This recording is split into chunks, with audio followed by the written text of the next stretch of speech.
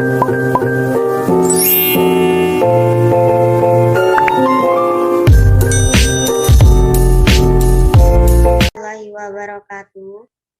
Perkenalkan, saya Fitri, NIM 208190004 dari Tadris Matematika.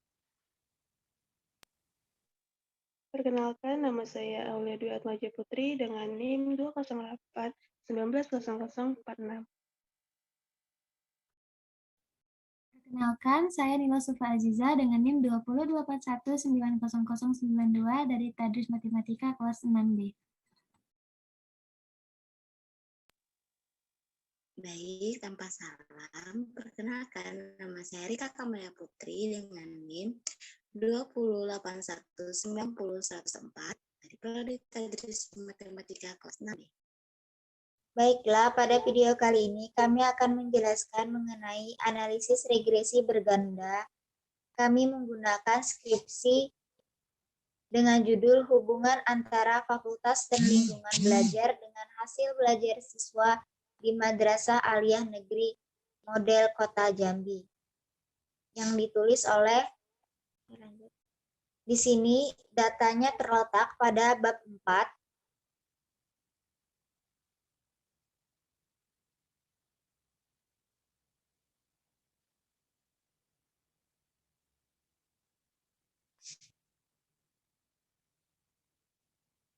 Nah, ini adalah data yang akan kami gunakan dalam menganalisis regresi berganda. Oke, baiklah. Pada data ini terdapat variabel X, Y, X kuadrat, Y kuadrat, X, Y. Nah, kemudian untuk regresi berganda ini, kami akan menggunakan variabel X, X kuadrat, dan juga variabel Y. Di mana pada data X, Y, dan X kuadrat tersebut akan di-copy ke dalam Microsoft Excel. Kemudian setelah data X, X kuadrat, dan Y di-copy ke dalam Excel, di sini kita akan menguji analisis regresi berganda. Nah, di sini kita klik data, kemudian di sini ada data analisis, kita klik. Nah, di sini kita pilih regression. Klik OK. Kemudian pada data Y-rank, di sini kita copy. Ya Allah, kok biru-birunya udah hilang sih. Udah. Setelah data X, X kuadrat, dan Y di-copy ke dalam Excel, di sini kita akan mencari atau menguji analisis berganda, analisis regresi berganda. Di sini cukup kita klik data, kemudian pilih data analisis, regression, dan klik OK. Nah, pada input Y-rank, di sini kita input Y-nya, mulai dari atas, kita tarik ke bawah, kita sorot data Y ke dalam kolom input Y-rank, kemudian pada kolom input X-rank kita sorot nilai X-nya dari X1 sampai X2, X kuadrat, kita sorot semua. Kemudian di sini kita pilih output rank. Untuk output rank kita klik, kemudian di sini kita klik sembarang tempat untuk tempat memunculkan hasilnya. Kemudian klik OK. Nah, maka timbullah hasil dari analisis regresi berganda dari nilai X, X kuadrat, dan Y. Kan mengenai hasil dari regresi regresi berganda. Nah, di sini ada tabel regression statistik atau tabel regresi statistik. Terus kemudian di sini ada multiple R. Nah, di mana itu adalah suatu ukuran untuk mengukur tingkat atau hubungan antara tingkat dengan variabel bebas. Dua variabel atau satu variabel terikat dan satu bebas, besaran R itu biasa dituliskan dengan kecil untuk dua variabel. Nah, di sini dapat bernilai positif maupun negatif, yaitu antara -1 sampai dengan 1. Tapi untuk lebih dari dua variabel, besaran R selalu bernilai positif antara 0 sampai 1. Nah, di sini nilai R yang lebih besar plus atau negatif itu menunjukkan lebih kuat. Ini ada dan nilai multiple R-nya yaitu 0,288 sampai seterusnya.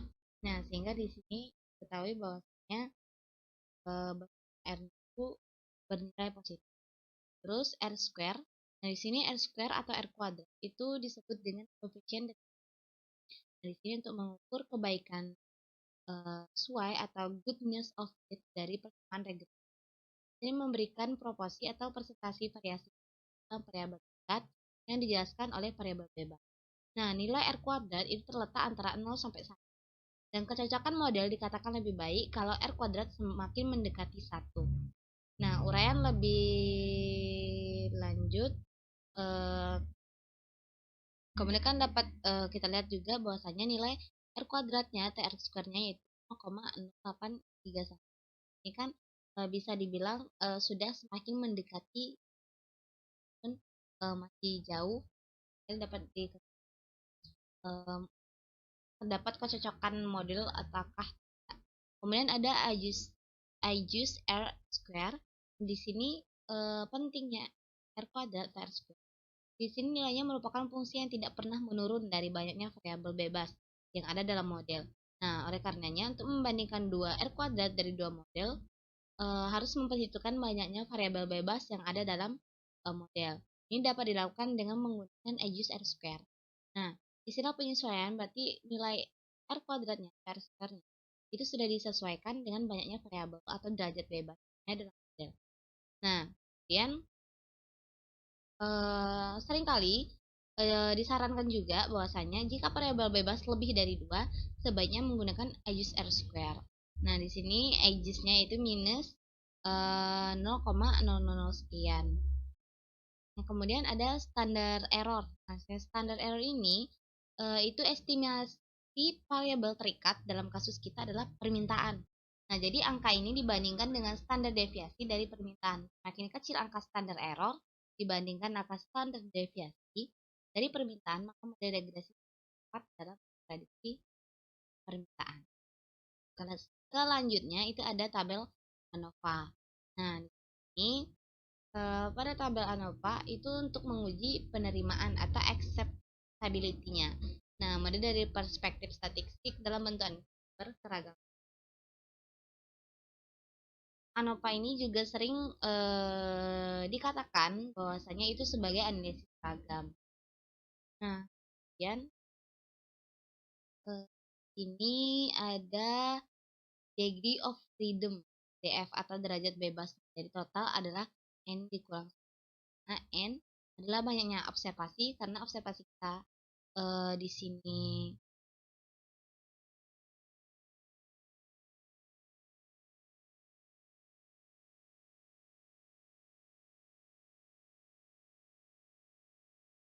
observasinya itu ada 24.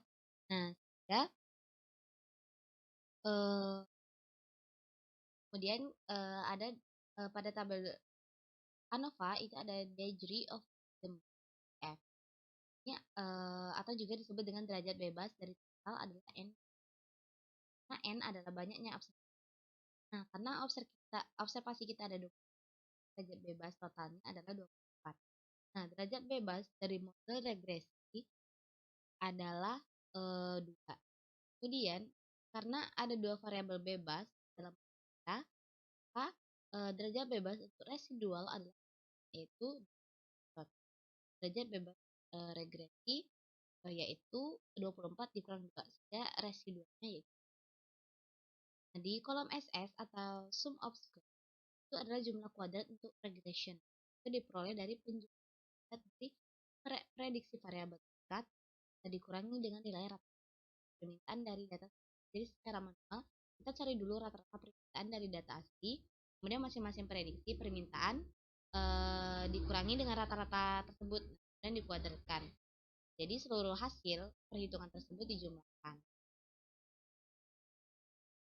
Mengurangi nilai masing-masing permintaan aktual dengan rata-rata. Kemudian dikuadratkan hasil perhitungan tersebut kemudian dijumlahkan. Kemudian kita masuk ke MS atau mean of square. Nah, di sini mean of square atau rata-rata jumlah kuadrat, yaitu hasil dari bagi antara kolom SS ini selanjutnya dengan bagi antara MS dengan dapatkan nilai F. Kemudian nilai F ini yang dikali dengan F hitung dalam pengujian hipotesa dibandingkan F. Jika F hitung itu dari F double, maka dapat dinyatakan bahwa secara simultan harga dapat jadi yang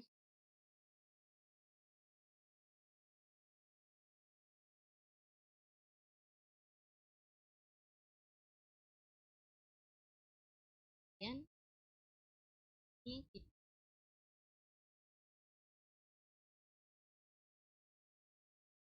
coefficient regression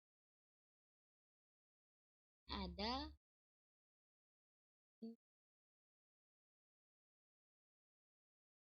dan resistnya dan F.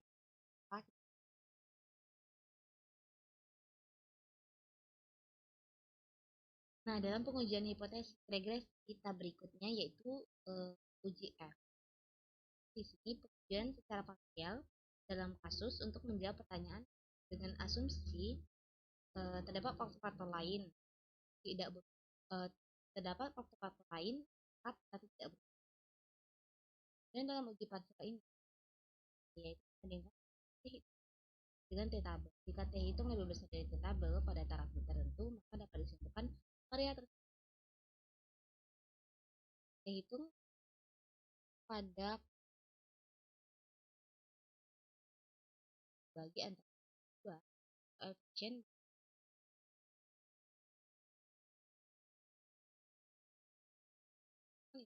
terus yang A0 terus A0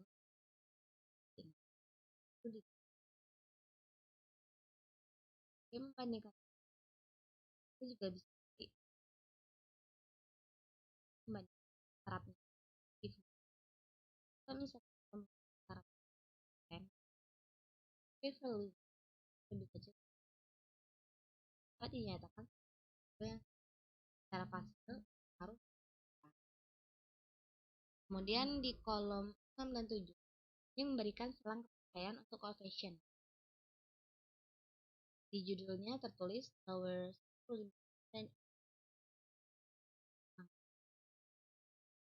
dan penetapan kita waktu X sesuai keinginan. Nah, kemudian dari output X bawah dengan tingkat tim coefficient itu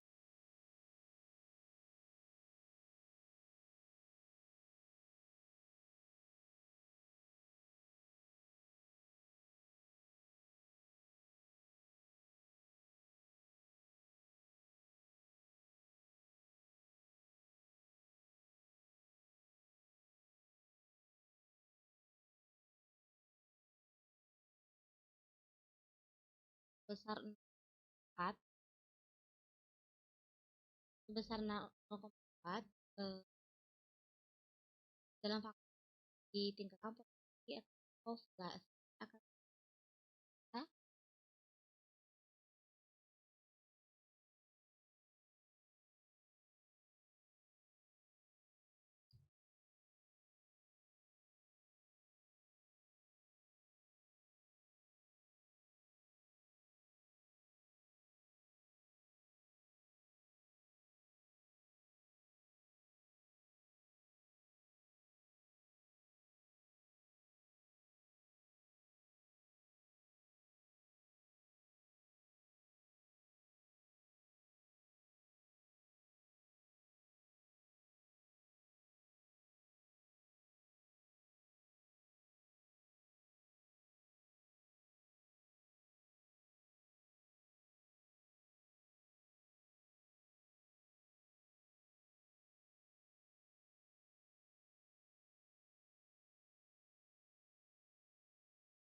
Nah, berdasarkan dari output Excel terlihat bahwa dengan tingkat kepercayaan 90%, maka koefisien regresi itu untuk X2-nya yaitu sebesar 0,49.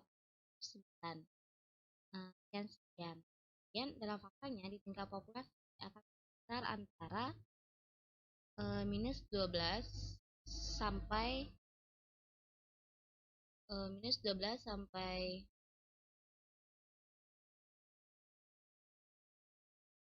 12 itu sampai 13 minus 12,39 sekian sampai 13,38 sekian.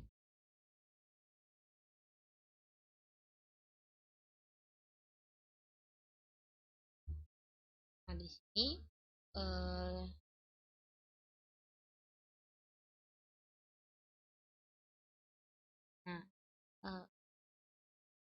sekian penjelasan dari kita dengan